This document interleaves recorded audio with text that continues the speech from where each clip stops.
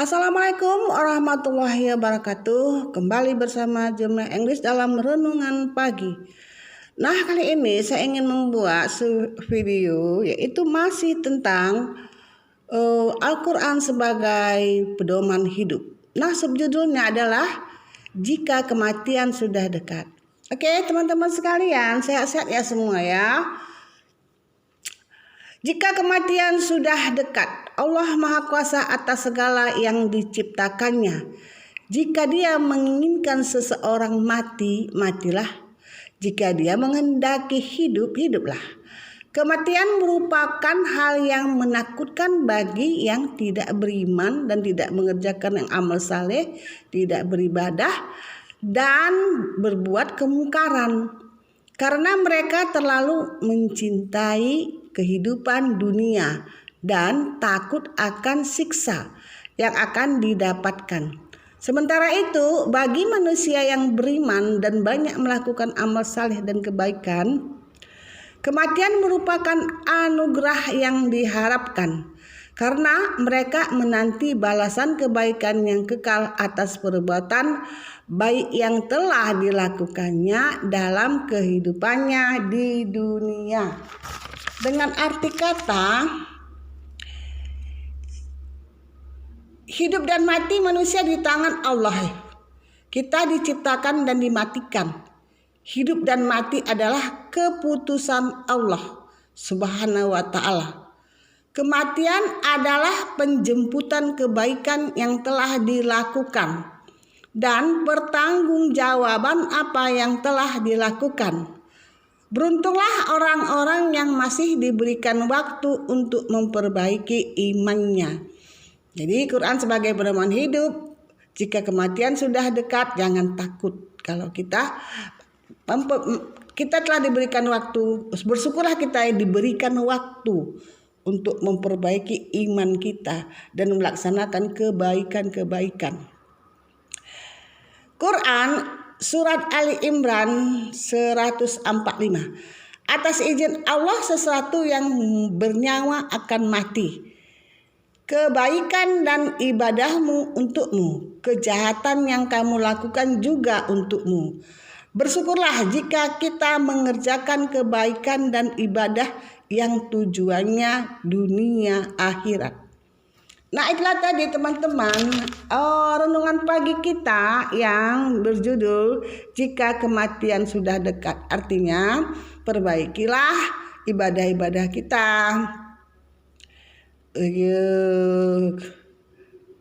Kenapa kita masih diberikan waktu hidup? Ada juga orang yang belum lagi sempat dia memperbaiki ibadahnya, tapi dia sudah meninggal. Nah, teman-teman semua, sebenarnya bukan karena kita sudah tua ya meninggal ya. Masih muda juga banyak juga yang kita telah dipanggil Allah Subhanahu wa taala. Nah, jadi kita tetaplah kita memperbaiki diri kita. Belajari agama sambil kerja, sambil sekolah. Dan sekolahnya apalagi yang sudah sekolahnya di tempat yang memang di pesantren ya.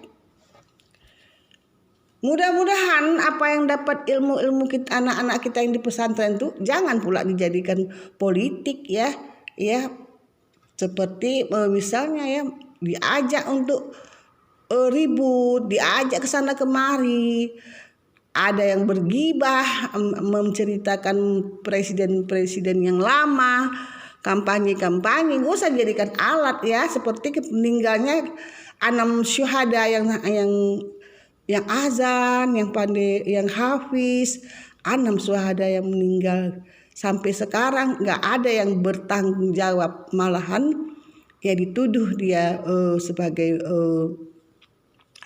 membuat kekacauan. 6 anak pesantren, anak yang sholat kerjanya mengaji meninggal. Nah, itu adalah sebagai sejarah Islam siapa pemimpinnya yang harus bertanggung jawab. Dan kita juga umat Islam bertanggung jawab. Janganlah kita yang membuat kekacauan, mengeluarkan kata-kata gibah yang menjelek-jelekkan Ketika kita mau pemilihan umum, nggak ada itu gunanya itu. Kan sudah dibimbing kan dengan Al-Quran firman Allah Subhanahu Wa Taala. Siapa yang mau kita pilih, pilih aja, ya kan? Nggak perlu dikasih gibah-gibah segala macam. Masyarakat semua tahu apa yang dirasakan dan semuanya bukan orang-orang bodoh kan? Buzzer-buzzer yang suka membuat kekacauan, lihat aja kontennya, siapa dia? Loh, kok kata-katanya begini kali? Oh, baru buat konten baru. Loh, yang suka kok banyak kali. Kata-katanya pun followingnya pun sedikit, followernya juga sedikit. Nah, ini berarti framing hanya untuk mengkacau-kacaukan. Mungkin juga dari dia orang itu, dari orang itu juga kan, sama-sama orang itu menjelek-jelekkan diri sendiri. Karena kalau dijelekkan diri sendiri kan udah ada yang jamin dia nggak akan dia kena undang-undang kan. Begitulah penilaian orang yang meneliti, yang membaca, yang mengikuti perkembangan di bidang politik, sosial, ya kan? Karena ada sosial media. Udah kan lakukan aja yang baik, insya Allah Allah yang menentukan siapa yang akan menjadi pemimpin kita, ya.